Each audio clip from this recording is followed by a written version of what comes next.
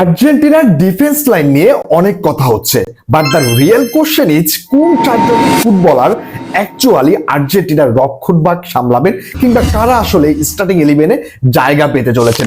সুতরাং আজকের এই ভিডিওতে আমরা আর্জেন্টিনার কোন চারজন ফুটবলার সুযোগ পেতে পারেন স্টার্টিং ইলেভেনে এই বিষয়ের উপর কথা বলার ট্রাই করব। সুতরাং প্রথমে আপনাকে বলে রাখছি, যদি আপনি আমাকে প্রথমবারের মতো দেখে থাকেন তাহলে আমার এই রাফসান্দা স্পোর্টস বাস চ্যানেলটি সাবস্ক্রাইব করে রাখবেন। তাহলে আমাদের পরবর্তী ভিডিও কিংবা আর্জেন্টিনাকে নিয়ে যে আমরা এই ধারাবাহিক ভিডিওগুলো করছি এগুলো আপনি মিস করতে পারেন। সুতরাং মিস করতে না চাইলে অবশ্যই আপনাকে সাবস্ক্রাইব করতেই হবে।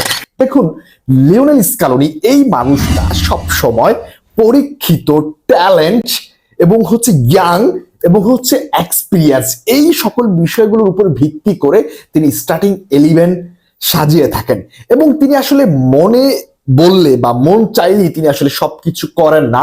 তিনি কোনো ফুটবলার হাইট দেখি তাকে স্টার্টিং 11-এ সুযোগ দেন না। তিনি অনেক পরীক্ষা নিরীক্ষার পরে কাউকে স্টার্টিং 11-এ জায়গা করে দেন।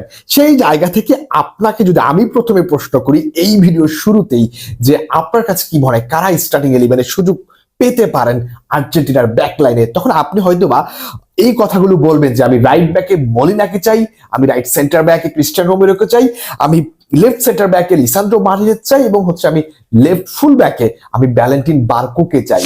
বাট স্কালোনির জায়গা থেকে যদি আপনি চিন্তা করেন, স্কালোনির ট্যাকটিক্সটা যদি আপনি ফলো করেন কিংবা তার প্রিভিয়াস ম্যাচগুলো যদি আপনি দেখে থাকেন, তাহলে আপনি স্পষ্ট বলতে পারেন যে স্কালোনি অপোনেন্ট দেখে, অপোনেন্টের প্লেয়ার ফরওয়ার্ড উইঙ্গার দেখে তিনি তার ব্যাকলাইন সাজিয়ে থাকেন।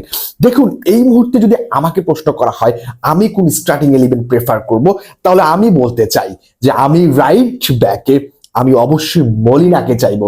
কারণ মলিনা যে কাজটা করতে পারেন সেটা অনেকটা উইঙ্গার যে প্লেয়াররা আমাদের থাকেন লাইক ডিমারিয়া যে কাজটা করেছেন সেই কাজটা কিন্তু মলিনা করতে পারেন আমাদের ফুল ব্যাকে থেকেও। কারণ মলিনা কনস্ট্যান্ট ওভারল্যাপ করেন এবং অ্যাটাকিং এ সাপোর্ট দেন এবং দ্রুত গতিতে নিচেও নেমে আসতে পারেন। সুতরাং মলিনা ফুল ব্যাকের জন্য, বিশেষ করে রাইট ব্যাক পজিশনটার জন্য একদম কনফার্ম স্টার্টিং 11-এ, এটা বলা যেতেই পারে।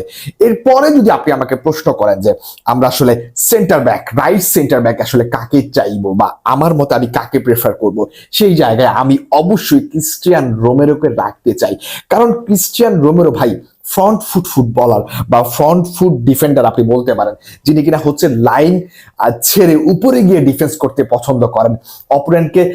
অপোনেন্ট যে ফরওয়ার্ড থাকবেন তাদেরকে উপর থেকেই অ্যাটাককে বন্ধ করে দেওয়ার জন্য, অ্যাটাক থামিয়ে দেওয়ার জন্য প্রেস করা ট্রাই করেন, সেই জায়গা গিয়ে ডিফেন্ড করা ট্রাই করেন, ডুয়েল জেতা ট্রাই করেন। সেই জায়গা থেকে আমি ক্রিস্টিয়ান রোমেরোকে অবশ্যই স্টার্টিং 11-এ চাইবো এবং অলমোস্ট কনফার্ম যে ক্রিস্টিয়ান রোমেরো যদি ফিট থাকেন, সুস্থ থাকেন, তাহলে তিনি আর্জেন্টিনার স্টার্টিং 11-এ জায়গা পেতে চলেছেন এবং স্টার্টিং 11-এর নেতৃত্ব নিতে চলেছেন।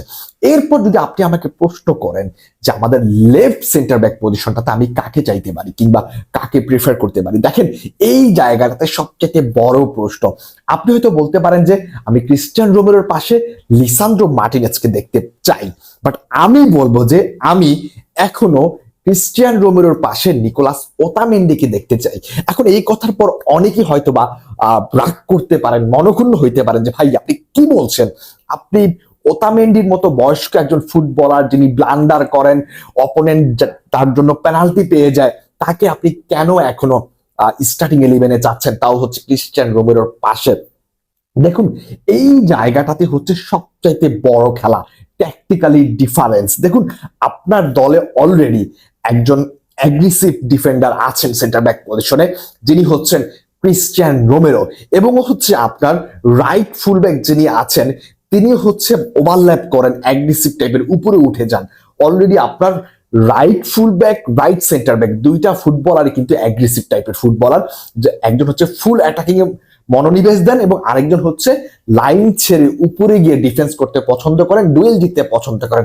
এখন এই জায়গায় যদি আপনি আপনার লেফট সেন্টার ব্যাক পজিশনে যদি আপনি লিসান্দ্রো মার্টিনেজকে নামায় দেন, তাহলে আপনার ডিফেন্স লাইনটা কিন্তু ফাঁকা হয়ে যাওয়ার সম্ভাবনা থাকতে পারে।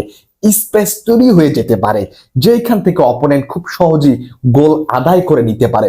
দেখুন, লিসান্দ্রো মার্টিনেজও কিন্তু অ্যাগ্রেসিভ টাইপের ফুটবলার। যদি আপনি ম্যানচেস্টার ইউনাইটেডের ম্যাচগুলো দেখে থাকেন, তিনিও কিন্তু প্রায় সময় একদম উপরে চলে যাওয়া ট্রাই করেন, বিল্ড আপ করতে সহযোগিতা করেন মিডফিল্ডকে, এবং যখন মিডফিল্ড ফাঁকা থাকে তখন কিন্তু ওই জায়গাগুলো কাভার করার ট্রাই করেন লিসান্দ্রো মার্টিনেজ।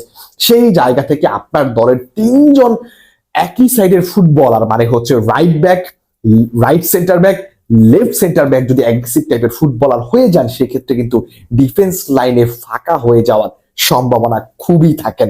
সেই জায়গা থেকে আমার কাছে মনে হয় আমি এই জায়গায় ওতামেন্ডিকে রাখবো, কিংবা ওতামেন্ডিকে রাখা উচিত। কারণ ওতামেন্ডি কিন্তু এক্সপিরিয়েন্স, পাশাপাশি ব্যালেন্সড, এবং তিনি কিন্তু স্টেবিলিটি আপনাকে দিতে পারবে। সেই জায়গাটাতে হচ্ছে আমি অবশ্যই, আমি আবারও বলছি যে আমি ওতামেন্ডিকে রাখার ট্রাই করব স্টার্টিং 11-এ। কারণ ক্রিস্টিয়ান রোমেরো উপরে উঠে গেলেও অন্তত ওতামেন্ডি লাইনে থাকতে পারবেন, তিনি ব্যালেন্স ধরে রাখতে পারবেন। সেই জায়গা থেকে আমি ওতামেন্ডিকে স্টার্টিং 11-এ এবারও চাইবো।